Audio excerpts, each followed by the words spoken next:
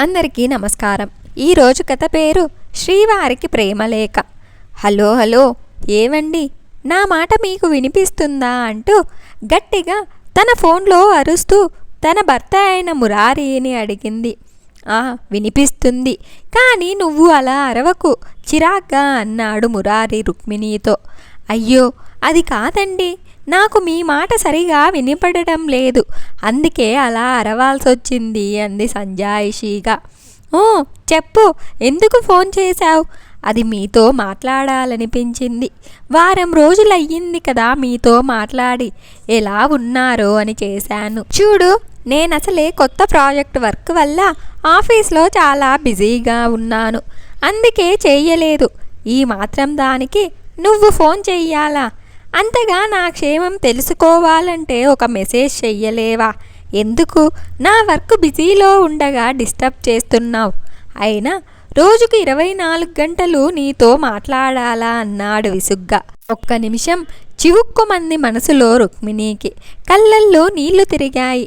మాటలు వెతుక్కుంటూ, ఏమీ లేదండి, ఉంటాను, సారీ అని ఫోన్ పెట్టేయబోయింది.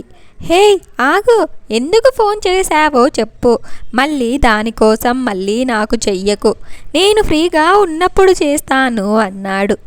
అంటే నేను మీకొక లెటర్ రాశాను, అది మీకు అందిందో లేదో తెలుసుకుందామని చేశాను అంది. దానికి వెటకారంగా నవ్వుతూ, ఏంటి ఈ రోజుల్లో లెటర్ రాశావా? వింతగా ఉంది. అయినా ఈ టెక్నాలజీ ఇంత అభివృద్ధి చెందాక ఇంకా లెటర్స్లోనే బతుకుతున్నావా అన్నాడు. బాధ కలిగిన ఏమీ మాట్లాడకుండా సైలెంట్గా ఉంది. సరే సరే, ఇప్పుడు నీ నీళ్ల కుండకి చిల్లు పెట్టకు తల్లి, నిన్నే వచ్చింది అన్నాడు. ఆ మాట వినగానే తన బాధని మర్చిపోయి సంతోషంగా, హో వచ్చిందా, మీరు చదివారా, మీకు నచ్చిందా అంటూ ప్రశ్నలు వేసింది. ఓ ఆగు, ఇంకా లేదు, చదివాక చెబుతాను అంటూ కాల్ కట్ చేశాడు. మురారి ప్రవర్తనకి బాధపడినా ఎప్పుడో ఒకప్పుడు తన లెటర్ చదువుతాడన్న ఆశతో మురారిని తలుచుకొని నవ్వుకుంది. రోజులు గడుస్తున్నా మురారి నుంచి జవాబు రాలేదు. నిరాశ కలిగింది. బాధ కలిగినా కూడా నవ్వుతూ తన వాళ్ళ దగ్గర నడుచుకుంటుంది రుక్మిణి. 3 రోజుల తర్వాత మురారి చాలా టెన్షన్గా ఉన్నాడు. తన ప్రాజెక్ట్ కంప్లీట్ అయ్యే స్టేజ్లో ఉండగా సడన్గా సాఫ్ట్వేర్ క్రాష్ అయ్యి డేటా అంతా పోయింది. తన ఇన్ని రోజుల శ్రమ వృధా అయ్యింది. డెడ్ లైన్ దగ్గర అవ్వటం వల్ల ప్రాజెక్టు మళ్ళీ చెయ్యటానికి కుదరదని, మొత్తం తప్పంతా మురారీదే అని మేనేజర్ తనని ఒక వారంలో సంజాయిషి ఇమ్మని మోమిచ్చారు. ఇంటికి వచ్చిన దగ్గర నుండి అసహనంగా ఉన్నాడు. ఏమి చెయ్యాలో అర్థం కాలేదు. కాసేపు పడుకుందామని, ఎక్కడ తప్పు జరిగిందా అని ఆలోచిస్తూనే నిద్రపోయాడు. బాగా రెస్ట్ తీసుకుని లేచాక అసలు ప్రాబ్లం ఎక్కడ వచ్చిందో, ఎలా పరిష్కరించుకోవాలో అని తన బోర్డుపై ప్లాన్ చేసుకున్నాడు. ఆ టైంలో తనకి గుర్తుకు వచ్చింది, నా దగ్గర డేటా ఇంకో కాపీ పెన్ డ్రైవ్లో ఉండాలిగా అని. అంతే ఆలోచన వచ్చినది. ఆలస్యం. మొత్తం ఇల్లు పీకి పందిరేశాడు పెన్ డ్రైవ్ కోసం.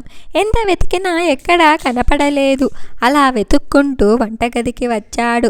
అక్కడ ఏం పెడతాను అనుకుంటూ ఎందుకన్నా మంచిది అని అక్కడ కూడా వెతుకులాట మొదలుపెట్టాడు.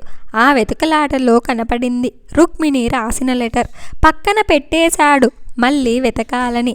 అంతలో రుక్మిణి మోము గుర్తుకు వచ్చి మళ్ళీ లెటర్ అందుకున్నాడు. లెటర్ తీసుకుని సోఫాలో కూర్చొని చదవటం మొదలుపెట్టాడు.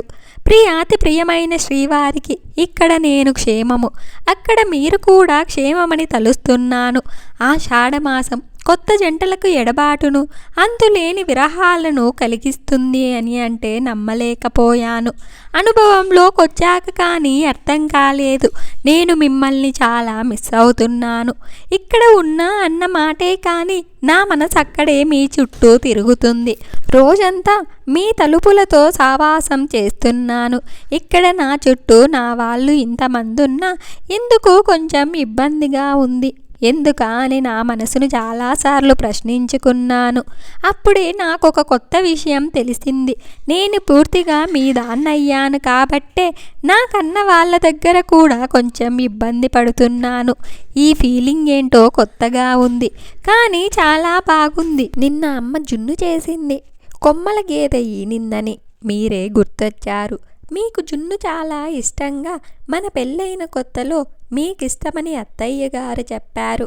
అది ఉంటే మీరు చిన్న పిల్లాడిలా తింటూ అన్నం తినను అని మారం చేసేవారని. ఇప్పటికీ ఆ అలవాటుంది అని చెప్పి ఆవిడ నవ్వారు.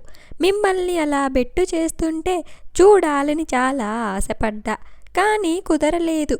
ఇప్పుడు అవకాశం వస్తే నా పక్కన మీరు లేరు. మీకు పెయింటింగ్ వెయ్యటం, మొక్కల మధ్యలో కాలక్షేపం చెయ్యటం, అందులో మీరు సంపంగి పూలని బాగా ఇష్టపడతారని మావయ్య గారు చెప్పారు. ఎందుకో నాకు తెలియకుండానే మీ ఇష్టాలు నా ఇష్టాలుగా మారిపోయాయి. నేను కూడా వాటిని ఇష్టపడడం మొదలుపెట్టాను. ఇంకా ఏదో చెప్పాలని, మీతో నా ఊహల ఊసులు పంచుకోవాలని ఉంది, కానీ ఏంటో మాటలు కరువు అవుతున్నాయి. ఇది అని చెప్పలేని భావం నా మనసుని పట్టి కుదుపుతోంది. పెళ్ళైన వెంటనే భార్యాభర్తల మధ్య అంతులేని అనుబంధం ఏర్పడుతుంది. ఒకరి మీద ఒకరికి తెలియకుండానే ప్రేమతో కూడిన అధికారం వస్తుంది అంటే నమ్మలేకపోయా. కానీ మీరు పని ఒత్తిడిలో కనీసం భోజనం చెయ్యక కంటి నిండా నిద్రపోనప్పుడు మిమ్మల్ని జాగ్రత్త చెయ్యాలని ఎంతో అనుకునేదాన్ని. కానీ ఏదో తెలియని భయం నన్ను మీ దగ్గరికి రానివ్వకుండా అడ్డుపడింది. నాకు మీతో అల్లరి చేస్తూ, మీతో తప్పు చేసినప్పుడు తిట్లు తింటూ, ఆడుతూ పాడుతూ డాబా పైన చుక్కల తివాచీ కింద నిదురించాలని, మీ ప్రేమామృతాన్ని ఆస్వాదిస్తూ మీతో కలిసి ఒకటిగా మన జీవిత ప్రయాణాన్ని కొనసాగించాలని ఉంది. ఇంకో విషయం కూడా చెప్పాలనుకుంటున్నా. నాకు మీ నుంచి కావాల్సింది ఒక్కటే. మీతో ఉండే సమయం చాలు, అంతకు మించి ఏమీ లేదు. కానీ నాకొక చిన్న కోరిక ఉంది. నాకు మీతో పాటు పారిజాత పుష్పాల వానలో తడవాలని ఉంది. మరొక మాట కూడా చెప్పాలనుకుంటున్నా. నాకు మీ ప్రేమ మాత్రమే ముఖ్యం. మనులు, మాణిక్యాలు, భూములు కాదు. మీ రాకకై, మీ ప్రేమకై ఎదురు చూస్తూ మీ రుక్మిణి. లెటర్ చదివిన మురారి కళ్ళల్లో నీళ్ళాగటం లేదు. ఇన్ని రోజులు తన ఇల్లాలిని, తన మనసుని ఎంత కష్టపెట్టాడో అర్థమై టైం ఎంతయింది చూడకుండా రుక్మిణికి కాల్ చేశాడు. నిద్రలో ఉన్న రుక్మిణి చూసుకోకుండానే లిఫ్ట్ చేసింది. హలో అంది మత్తుగా. హలో నేను అన్నాడు మురారి. ఏ పిలుపు కోసం తన మనసు ఎదురు చూసిందో అదే విని ఆశ్చర్యపోయి టైం చూసుకొని ఒకంత కంగారుగా, మీరు బాగానే ఉన్నారా? ఎప్పుడూ లేనిది ఈ టైంలో చేశారు అని అడిగింది.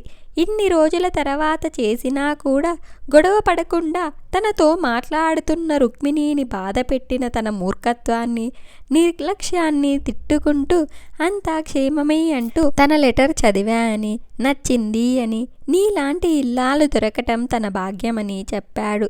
అలా మాట్లాడుకుంటూ తెలియకుండానే అలా నిద్రపోయారు. తరువాతి రోజు నిద్రలేచిన మురారి మనసులో ఒక రకమైన భద్రతా భావం కలిగింది.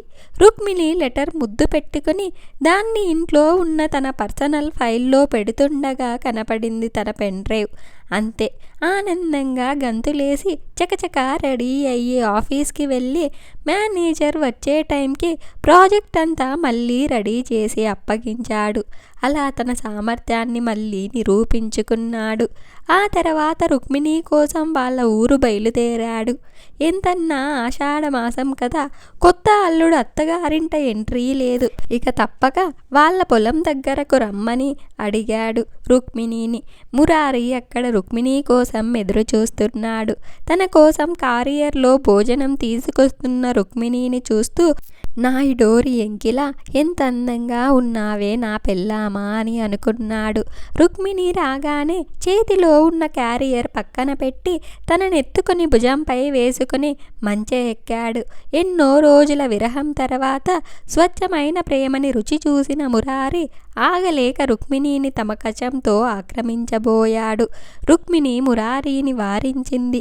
పెద్దవాళ్ళు మనల్ని దూరం పెట్టింది ఇది కూడదు అనే కదా, మరి మనమ్మ తప్పు చెయ్యొచ్చా అని అడిగింది. ఆ ఒక్క మాటతో తమ మనసు అర్థమై అలిగాడు మురారి. అలిగిన మురారి మోము అరచేతిలోకి తీసుకుని దానికి తప్పు దీనికి ఒప్పు అని తన పెదవులతో మురారికి అదర సంతకం చేసింది. ఆ సంతకం అయ్యాక ఒకరి కౌగిలిలో మరొకరు కరుగుతూ బోలెడు ఊసులు చెప్పుకున్నారు. తర్వాత మురారి భోజనం చేస్తూ రుక్మిణికి తినిపించాడు. కాసేపు మాట్లాడుకున్నాక రుక్మిణి దగ్గర సెలవు తీసుకుని తనని విడవలేక విడిచి వెళ్ళాడు. ఇద్దరూ శ్రావణ మాసం రాకకై ఆనందంగా ఎదురు చూశారు. ఇంత మంచి కథను మనకు అందించిన అలేఖ్య గారికి ధన్యవాదాలు. నా వీడియో కనుక మీకు నచ్చినట్లయితే ఒక లైక్ చేసి స్టోరీ ఎలా ఉందో కామెంట్ చేయండి. నా ఛానల్ ఇంకా సబ్స్క్రైబ్ చేసుకోకపోతే